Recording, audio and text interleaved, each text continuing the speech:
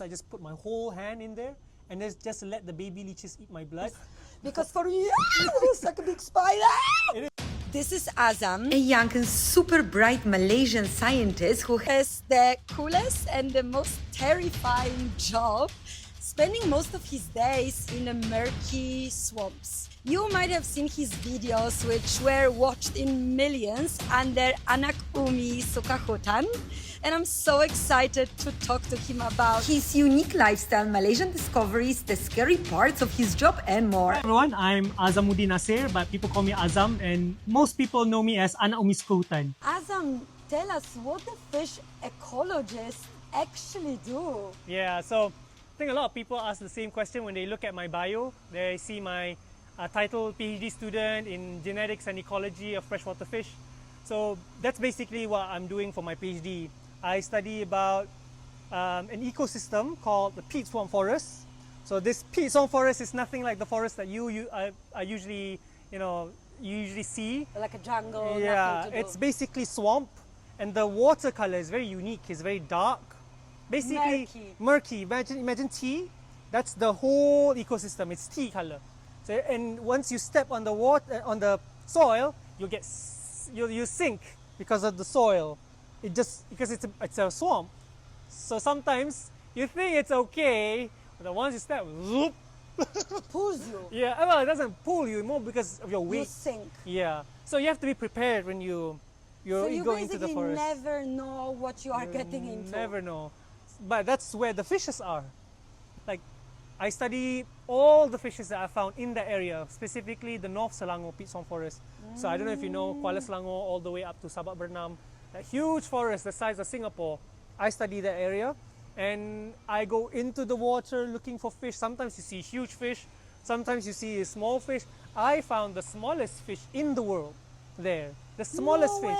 It's smaller than your fingernail. Yeah, I think it's called Pedicipris progenetica. I don't know the common name. I just know the wait, no, name. I definitely know. In my PhD, my goal is to understand the distribution of all these fishes. In North Selangor Peat Swamp Forest, we have about 130 species of fishes just in that small area. So in Malaysia, we have about 600 species of fish, freshwater. So in that area alone, 1/6 can be found there. So it's incredibly diverse. Diverse, endangered. Peat swamp forests are prone to be developed by reclamation, to build oil palm plantations, for housing areas. Right. A lot of people don't see peat swamp as any economical value, so they try to convert it into other lands that can be of economic importance. But they do serve an important role, like mitigating floods. So. Or because they have the ability to absorb water, right? They're like a huge sponge. They absorb all the water. So that's one of my reasons why I study these fishes, to show that these fishes are endangered, number one, but they serve a role in maintaining the health of the peat swamp forest.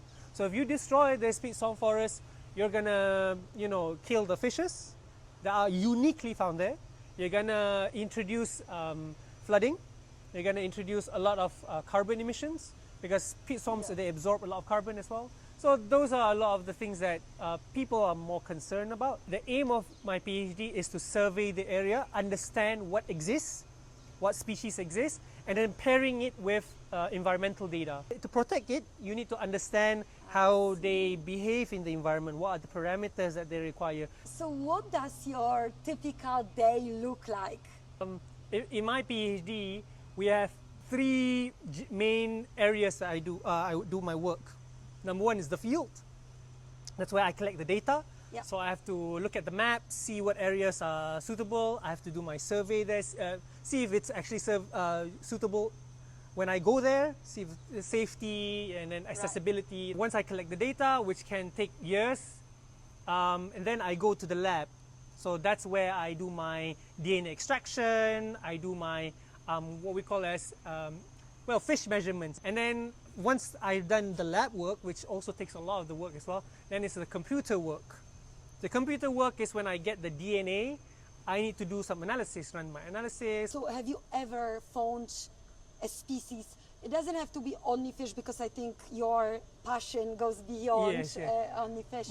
the species that was not recorded in Malaysia before? Well, maybe not in Malaysia, but it hasn't been recorded in a long time. Specifically, the false gharial. So it's like a crocodile, but the snout is very thin. It's a very rare, highly endangered. I think it's critically endangered now in Malaysia. No. I was walking and I looked at the ground and I saw this skeleton, this bone. And I know this bone. This is not a fish bone. This is not a mammal bone. This looks like a crocodile bone. I'm like, okay, let's look more. I brought it to the wildlife department and they said, I've been surveying that area for 8 years. I've never been able to spot them. And then you spotted it, but it's a dead one. But still, it has scientific value. It shows the sign it's there, right? Yeah, sign it's there. It rekindles that joy of me doing what I do. You must be having the most interesting job. I'm grateful for what I have. You know, I've been given. It's not a lucrative job.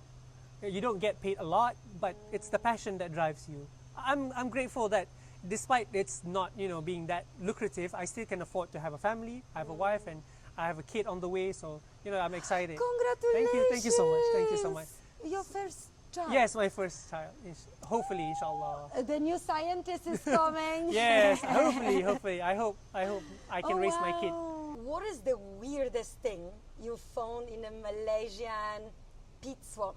The weirdest thing, huh? I think when I was going to the Peat swamp forest, we followed a trail, a very old logging trail. I brought my friends. It was the first time I went there, checked the map, the satellite map, seeing, okay, it's a good place to go. So I walked there, walked with my friend, and suddenly I saw this eerily, I don't know, what's it called, altar? In the middle of the forest, situated under a tree. It's all old. I'm like, okay, guys, let's just walk. You know, you don't want to. It could be like spiritual. I don't. Maybe if my eyes aren't, you know, if I can see those things, maybe. Oh like... no! Have you ever had any situation like that? Luckily, no. For me, because you do go to like unknown places or untouched places, and I think. Well, not to go too much to spooky, so I can't fall asleep at night. But I mean, you venture in the deeps of jungle, and I know culturally it's believed that some spirits like to go into uninhabited places, right? Yes. Which is exactly where you go. Exactly. And which is exactly where you go at night. Yes, I go at night looking for snakes, frogs. I can go into the forest, sleep there for 3 weeks. In a tent. In a tent, sometimes a hammock. Sometimes I go there, when I'm tired, my PhD writing stuff, I just go in the forest for one night by myself, you know. But I know the trails and I know the safety concerns, so it's okay. Sometimes I come out of the forest, I go in the forest at 7, and now I come out at like, oh, it's already 2 a.m., you know. And I just go back home and sleep. I'm so curious, what does your wife think about your job? Is Yeah. she supportive, excited, or terrified? All of the above. Well, that's what I like about my wife. I found her, I fall in love with her because she's like this. In my PhD, I need help with doing a lot of measuring some stuff, writing. While I'm in the mud collecting the fish. Right. So I looked for people to go into the forest with me. I asked the students, but none of them are available or none of them are interested in this kind of stuff. And I just happened to remember my old friend, which is my wife. Say, oh, are you interested? I'm like, and she's like, yeah, sure. And I was like, okay, maybe because she's a lady and she looks very dainty. Maybe she wants. I can give her a task where she can just be on the bank, you know, shaded and just write some data for me. No, when I go there, she's the first to dive in. I'm like, okay. No way. Okay, you found your soulmate. I'm like, okay, I'm gonna marry her, and then you know. And you did. 2 years later. And now you're creating the family together. Hopefully. Oh, I'm excited. Very happy for So you. that's how I met my wife, and her concerns about this kind of stuff. Yes, she's concerned about me, of course, as a wife should. You know, I'm very grateful for that. But she understands me. Safety is always number one in my mind, and you know your stuff. And I know my stuff. So sweet and so happy for you to hear that. Yeah, it's a supportive environment that you have, and your Very wife grateful. also loves what you do. Because I can imagine it's very, very important, especially that, as you mentioned, you venture out at night. Yes. You lose track of time. Yes, you yes. go, where it's dark and there is no one there around. It seems pretty terrifying. Yes. Have you ever? So we established that there was no spiritual, terrifying, or scary or spooky stuff you encounter. And yeah, I hope it stays like that. Have you ever heard or had any dangerous situation from the animals or from the nature? All the time, all the time. Going to the forest is always a risk. I think the most riskiest thing in the forest, the most dangerous things are humans. When I go to the forest, I'm doing research. But if I see someone else, more often than not, they're hunters.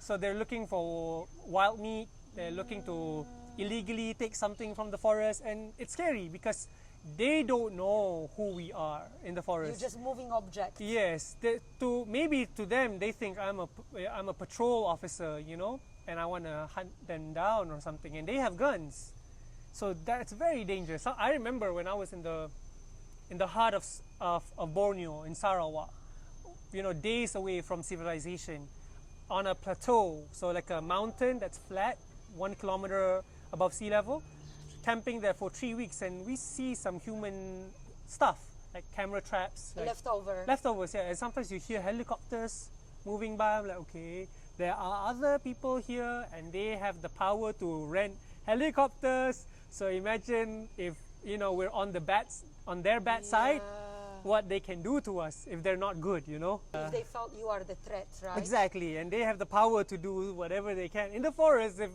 No one's gonna find you. No, let's not go there. Let's not go there. Come on. So safety is always another concern. So in my bag, I always have rope. Rope is always important. Are you climbing? Well, sometimes I'm climbing. Sometimes, you know, on a slope, you need to climb up somewhere. And then sometimes, because my concern isn't about my safety more often than not. It's mostly about the people that I bring. I have training in survival. I have survival training. I have first aid training. You had to train in the survival skills. Yes, yes. Of course. I have to know how to make fire. I have to know how to assess what are edible plants. I have to assess what are poisonous plants. Like what are wild animals. I have to look at trails. So diseases, that's also, you know, how to treat water. That's really important. Stay here. I'm gonna bring it sure. closer so you guys can see your computer, iPad, and a pen. The science version. So this is the light version because I have a more, you know, proper version. If I go in the forest, usually I will have my machete with me. I have a few knives with me. But yeah, in my bag for research, I have a few stuff. Let's see if I have my camera. That's always important. I have beakers because I need to observe the animals up close and take measurements. What's the craziest animal that was here? Don't tell me that tarantula, please. I would say the bombardier beetle. So this beetle, it's a bombardier beetle. So it excretes very hot chemicals that can be almost as hot as boiling point. So when it's threatened, it will release these chemicals and it will burn the animal. I have my light because, you know, light is always important when you're in the dark. Most of your videos are at night. Yes, yes. And also have my vials. So if I find anything interesting I need to sample, I have my vials with me. Of course, binoculars is important if I see birds or if I see a threat. So I need to observe. And, you know, if I'm lost, I have to go up from a vantage point and I have to look around, see some interesting features of the land, like rivers or valleys. That's an indicator. Wait, so you climbed the tree? Oh yeah, definitely. I have videos of me climbing coconut trees, making hats out of the coconut tree, making bags, you know, survival stuff, you know. Tweezers, if I want to handle small stuff. Sometimes insects. Oh. I do research on snails as well, so I need to handle very tiny micro snails. Not to harm them, right? Correct. And my hand's too big, too chubby. And of course, power banks, a cable, a rope, of course, for research. I need to tie equipment. Sometimes what are you tying? Tie someone that is too loud in the forest, maybe. or litters. That I allow you. Yeah, probably. That's for work, but for survival, I have my whistle. So if I'm stuck, I'm stranded and I can't move, I'm immobilized, I need to sound my whistle to tell people I'm here, please find me.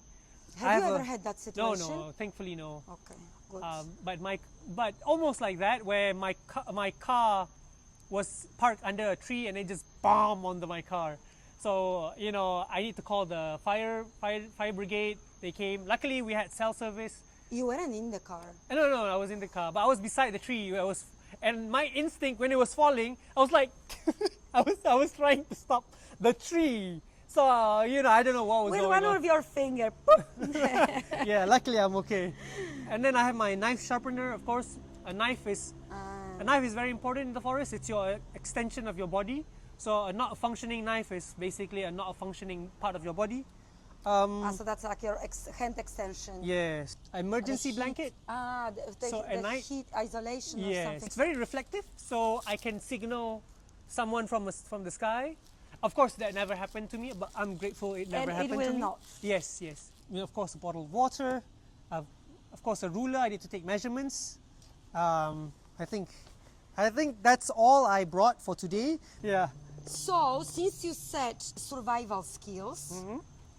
give us one tip, the most golden, important tip of the survivals. If I would venture to the jungle and I can only pick one of those things, what would you be the most universal so I increase my chances of survival? That's a good question. I don't think it's in here, which is a fire starter kit. But I think a whistle would do. Rope or maybe a machete, of course. It's a very big knife. So I carry it around with me. So I just like... So that's because, sometimes you need to make firewood or Right. you need to mark trails. So if you're lost, you need to tell people where you've been going. So you leave the marks Yes, behind. tell people I'm here, I'm straight ahead, or I turn left, or I turn right. Or sometimes you just break a branch telling people that I was here. But I think for me, the first thing if you want to go into these kind of habitats, always study your terrain. Look at the map, where you are, where is north, where is east, south, and west. Because at least if you're lost, you have a sense of time where you've been, and if you have a compass, okay, I just need to head north. As long as I continue heading north, I know there's going to be a road You there. will get out Yes. from there. Because if you head the other direction, which could be deeper in the forest, then you're screwed. So your survival, like the first instinct should be, get me out of here as soon as possible. Use the whistle, use the marking so people can find you. Second would be the fire you mentioned. Yes. I mean, that is if you believe that you're going to be there for a long time. If you know you're lost and you don't know where you are or the train, then you better start looking for a water source and then start collecting firewood to make fire. Heat is very important because even in Malaysia, it can be very, very cold at night. And with fire, you can stay warm. Hypothermia can happen in Malaysia, especially when you have to cross the river and it's very cold. And of course, at night, animals will stay away from you. Yeah, so that's what I wanted to ask. Yeah, The animals. animals so don't that like too. fire. They're scared of fire. They could be curious, but they stay away, especially if there's smoke. What about the food in Malaysia? I'm pretty sure there are some species of plants that you should not touch or eat. Or no? Or you There can- are a few. This tree, the sap, is toxic. It can kill you. And indigenous tribes, even Malays, back in the day, they used to slather their darts with this sap from the ipoh tree. So if you've been to Ipoh, that's where the name comes from, this ipoh tree, which is toxic. It only grows there. Well, it's in the forest, yeah. So you'll see people use blow darts to shoot at animals. There's some plants with hairs that when you rub against it, it will burn. It hurts. It hurts a lot. Luckily, I haven't encountered it, but I know what kind of tree to look for. We have a lot of figs here. Malaysia has one of the highest diversity of figs. Most of them, some of them are edible, but some of them have a sap that is itchy. Poisonous. So the last thing you need is this kind of discomfort in the forest. Have you ever had to use any of those equipment to help you? I have used rope before where a friend of mine fell into a hole and you need help. How deep was the hole? Deep enough that it was not too deep, but it was deep enough That he that couldn't you couldn't find a ledge to climb up. Another thing is, I was crossing the river. Funny enough, it was during my field work. To go to the forest, you need to cross this huge canal where it's crocodile infested. To go across that, we either had to walk 2 kilometers Around. to find a bridge and then go, or because the location is just there, or we looked and we found a boat. Most of them couldn't swim, so I'm like, okay, we still could cross, but it's going to be problematic because of the current. So what I did was, Predict. you know what, you guys jump on, just remove the water, and then I'll push. I'll be the engine. So I you was- were the one in the water. Yeah, there's a video of me just paddling the boat with all my strength, carrying I think 3 people on. Yeah, so just Whoa, pushing, Bless you. and then yeah. What is the biggest misconception that people have about your job? Well, I think the biggest misconception is they think like we're all tree huggers. So Oh, what like we do is nature, just kumbaya. kumbaya. We do a lot of things. For example, like flood mitigation. We don't just study about the animals.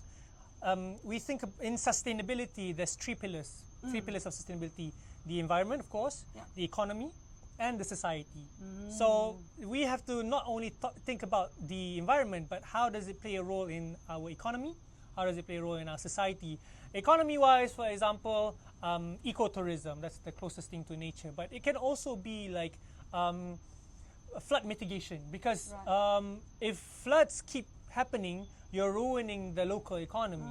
So how me as an environmental scientist, prevent flooding from happening from an environmental perspective. Society-wise, for example, awareness, but also the locals rely on the river to get their source of protein, as the livelihood, to get clean water, to as part of their culture. Like I showed you the sapit, is it sapit? I can't remember, the guitar, the local guitar. Made of pufferfish. Made of pufferfish skin. So that's a part of their culture. But if you destroy the ecosystem, you're destroying an identity of the local people. Are there any also misconceptions about the water color, the cleanliness of the water? Because okay, I'm guilty of it, but when I saw your videos and I saw this murky water, and I was like, oh no, I would never. Yes. Do people feel like that? Like Yes, definitely, how- all the time. If I post my videos, they will ask me, is this water clean? Is it? It's very clean, actually, to a point where it looks black, and it is, but it's actually crystal clear. It's just, imagine tea. When you drink tea, you can see stuff in there. It's clean. It's just color. It's just the color. Yes. So where does the color come from? Think about tea. Where does the tea color come from? The leaves. The leaves. So peat swamp forest is basically a huge tea bag that's just collecting all the tea chemicals, the tea compounds, and then just putting it in the water, just mixing it together. This is such a brilliant perspective that it might be healing my trauma of the murky waters. Because for me, it's like a big spider. It is a spider. Don't worry. Don't call me drama queen, please. I'll put it in my beaker. So this is a jumping spider, really cool. Let's give the guy. It can help you Not heal with your. dangerous. No, definitely. Most spiders aren't dangerous at all. My heart is beating so fast now. Oh, it's okay. It happens to the best of us, and people have to start somewhere. I was once in your position. I was scared. No way. Now it's controlled. You can hold it. No. You can see this is a jumping spider. They actually don't Oh, I build. love those jumping and flying things. Those are amazing. So predictable. They actually don't build webs. They hunt, and they're very charismatic Yeah, it creatures. hunted on me. Yeah, it's It so charismatic. Maybe Wait, they- I'm coming next to you. saw you as a snack, maybe. Hold it, and it's heavy enough that it can't push the container out. Yes, you can just hold this like this. So it's okay. Don't worry. It's okay to be scared. It's okay to be scared. Yes. Try to observe the color. I mean, I know they're beautiful, and I sometimes try to watch it and like appreciate them because I know they're also very important. And I remember like my childhood and going for the mushroom picking. That was like, I really enjoyed that family bonding time because I would go with my dad and looking for the mushrooms. But the spider webs and the amount of spiders you would have in the autumn in those definitely. mornings, that is the trauma I remember to today. I mean, you are cantik. Yes, cantik, sangat cantik. These spiders, they are actually make good pets. A lot of people are starting to make them as pets, and unlike Please, don't be my neighbor. unlike most spiders, they actually have a charisma in their behavior, in a sense that they are very curious. Most spiders, like tarantulas, they're not really bothered with you. You just take care of them. But jumping spiders like this one, they actually want to say hi to you. They actually want to hold you. They want to explore. with you. Really? Yes, they're very. You can see the big Interactive. eyes. Yeah, they're very interactive. They'll come out of their house and look, and if they see you, they're like, "Oh, hi, I want to play with you." They'll actually take out their front hands to want to play with you. You are warming the image of the spider. I feel now bad that I didn't say hi back to him. Yeah. Let's give him a name. What do you want to call it? Chomel Monster. Yeah, Chomel Monster. It kind of fits. Daddy, you can be proud of me. I used to be scared of leeches, like the buffalo leeches, but I Gross. Come. yes, but I actually managed to overcome the fear by fully immersing myself with them. So there was like these baby leeches I caught. They were in my tank, and I was very scared of it. But I wanted to overcome the fear, so I just put my whole hand in there and just let the baby leeches eat my blood for at least half an hour, and then after that I'm okay. I'm not scared of So you leeches just anymore. basically did the worst fear. Yes. So that creates some immunity. Yeah. So now I'm like, it's not as bad as you think. You know, it is gross. It is, you know, in Malay we call it gali. You feel gali like, okay, let's release the guy. I'll just release it at the back there on the tree. Okay, I'm following you. For the Chomel Monster to Chomel Monster. find It was it. very nice to meet you. Yeah, I can put it here. This will be a typical habitat where he would go. See? Oh, There really? you go. So if I put my finger, he'll be very curious. He'll want to jump on it. See if he wants to. Nope, he's just curious. One of the But it bigger. doesn't run away. That's It doesn't run away. interesting. Jumping spiders, very nice. Oh my God, that's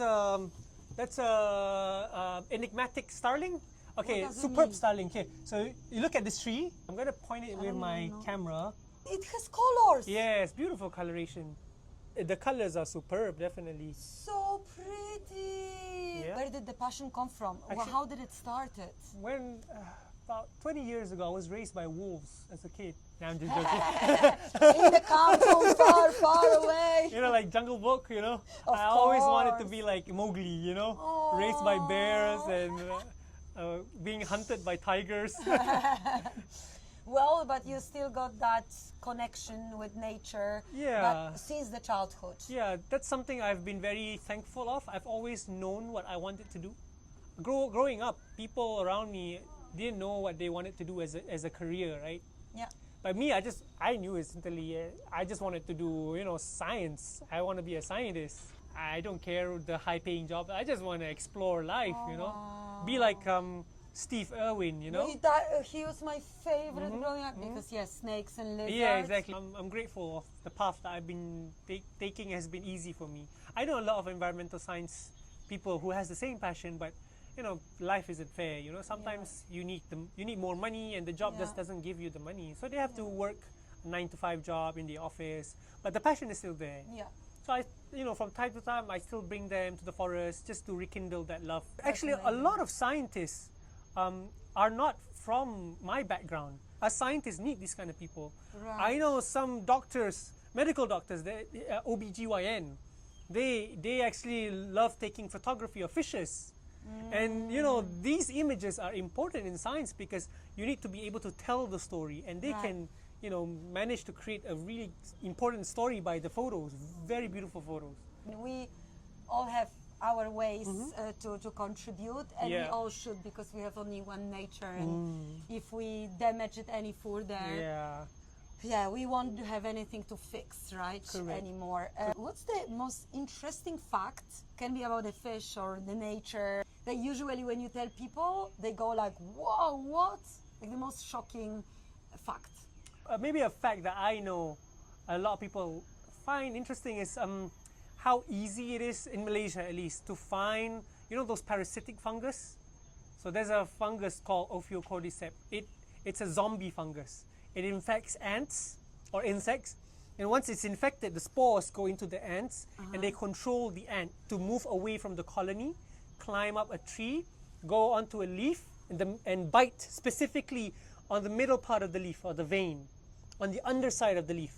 And then once it's in position, the fungus kills the ant, and then it grows out a fungus.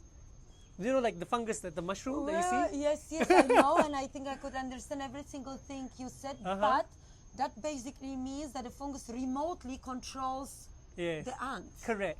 The ant has Like no a control. joystick. I don't know what's going on in there. Maybe there is a joystick, but essentially yes. So once the ant is in position, it will kill the ant, and the mushroom can use the nutrients of the ant to grow the stalk, and it comes out the fruiting body. So the fruiting body, because it's positioned on above the forest floor, Yeah. and on the underside, the spores will naturally fall and and infect other ants or insects. So people have seen it on But they don't know. TV, but they don't know it's in Malaysia, you know, and I highlight it to them. Like, whoa. Coming back to your field of science, fish. What is the fish in Malaysia that we commonly eat that we should not eat? Whew, I mean, there's no specific species that you can't eat. It's more of where the fishes were caught. Usually in very dirty water, you can't eat the fishes there because animals in general, when they consume, Yeah. they in some heavy metals or They stay. dangerous chemicals, they stay, or what we call as bioaccumulate. So it adds and adds, and it comes to us humans. We don't just eat one big fish, we eat multiple Yeah. units. Then how do we check the origins? How do I know where the fish comes from?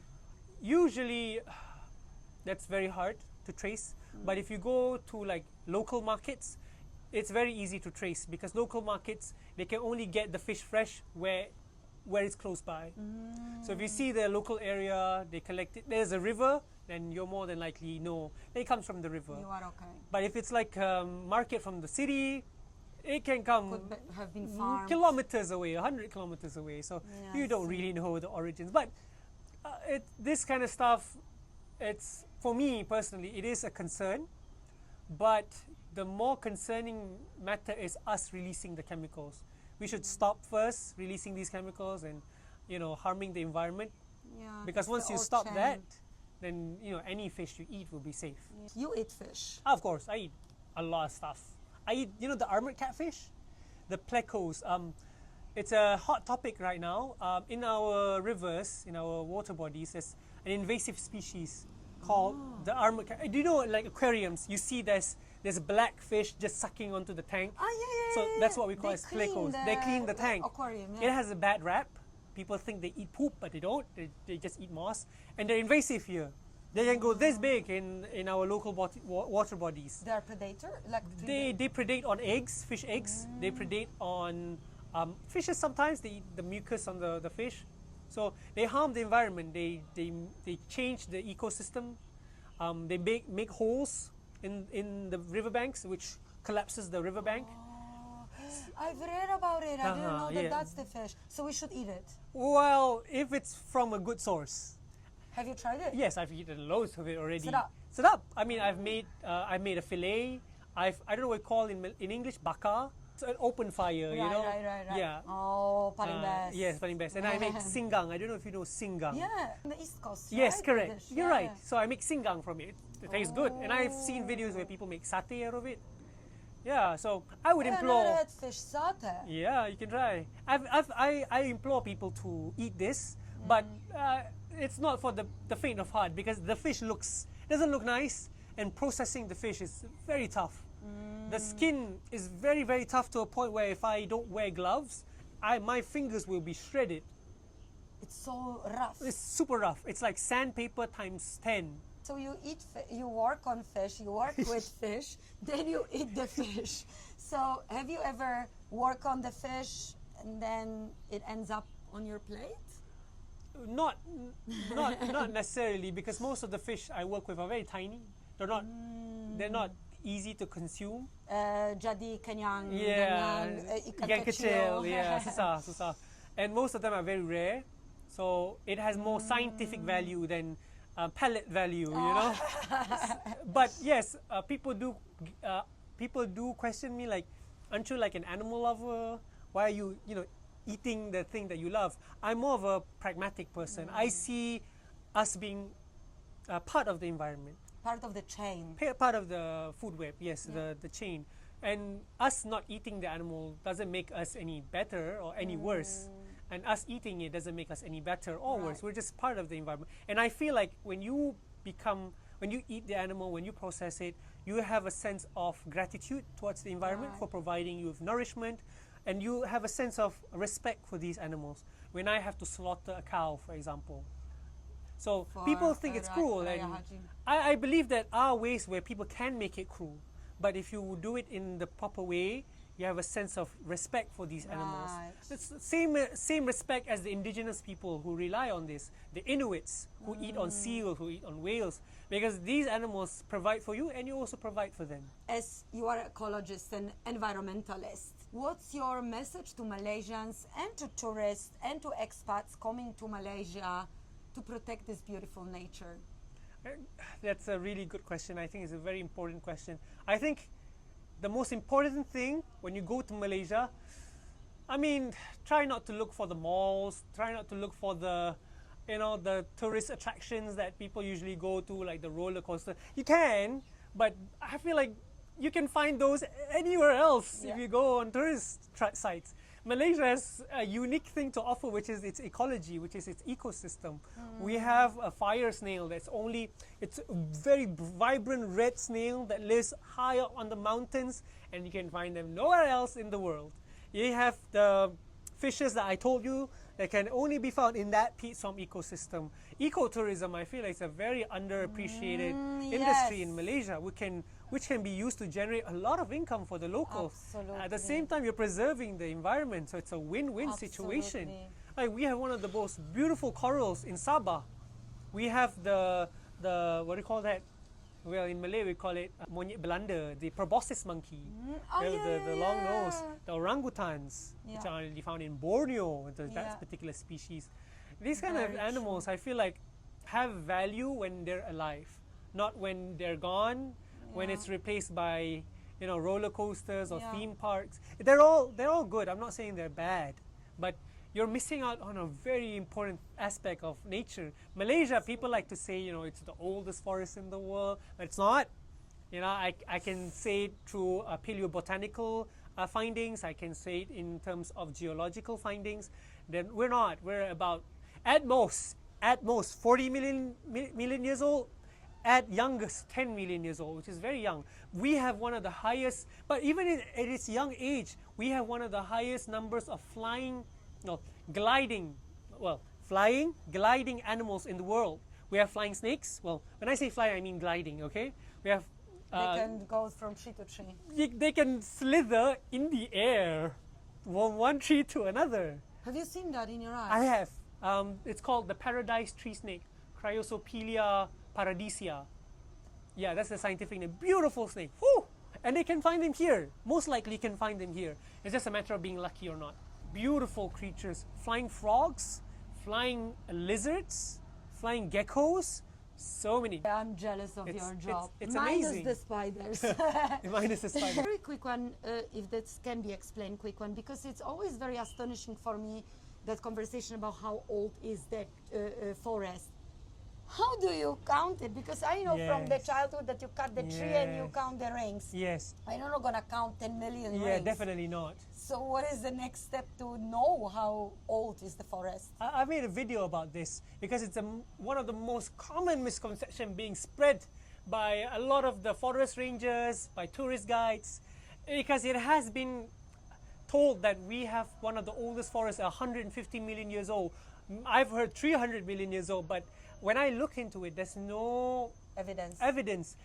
Even like, I would say almost more scientific magazines cite it, but when you look at the source, there's no source. So when you look deeper, the good way to identify is through geological evidences and also paleobotanical evidences. So geologically speaking, you look at where Malaysia was 150 million years ago, and when we look at it, it was not in the tropics. It was in the temperate regions. It has a lot of rich iron in the soil. So when there's a lot of iron, usually if it's a very tropic environment, there's a lot of rain, and rain washes the iron away. But if the soil has iron, then you know it's more dry ecosystems. So that's geological evidences. And paleobotanical evidences, which is really cool, where you dig through the soil, you get a core sample, and you look at the layers. You look at the pollen that has been trapped in the soil. So you compare these kind of pollens. These pollens look like grass pollens, not tree pollen. When you see more grass pollen, you know it's more grassland kind of ecosystem in Malaysia, not tropical as you would think of the trees that you see now in Malaysia. So that's how you find evidences. If you look at the findings, it's at least oldest, I would say, 40 million years old. Youngest, after a period of grasslands, and it starts to become tropical, 10 million years old or 18 million years old. So that's the age where I would be more comfortable to say, to claim. yes, if you want to make an evidence, if you want to claim, you want to make a case for it, that will be one of the dates. But of course, it's more complex than that. Right. Scientists still argue when's the actual date. You know, there's many other parameters where I don't tell you, but those are the evidences that we use. And so far, we shouldn't be claiming that it's the oldest. I mean, using that claim, it's catchy, you know. Yeah. Whoa, Malaysia, oldest rainforest, one of the oldest. Wow, well, that's one so of cool. the oldest could be. I don't know. I need to look into that. This is the typical scientist, not gonna just drop some claims in the air without a proper research. Yeah, I need to look at the claims, but doesn't mean that it doesn't provide, you know, beautiful stuff. Yeah. Azam, this was so incredibly interesting, made me like so pumped and so appreciative of what we have, and so grateful that I live in Malaysia, such a diverse and beautiful place, and so rich in such a magnificent creation, left, right, front, everywhere. And I'm so grateful that you found the time to share it with I'm me humble. and with us, and that you do such a extremely important work. And then on top of your degrees and your lab and the field studies, you also find the time to educate and create your TikTok and social media to hopefully spread the awareness, but also hopefully to make more people to fall in love with it and follow your path. Yes. Thank you so much. It's a pleasure. If you liked it, and I don't know who wouldn't, please follow Azam, give him the support. Thank you so much. It's a pleasure. It's a pleasure.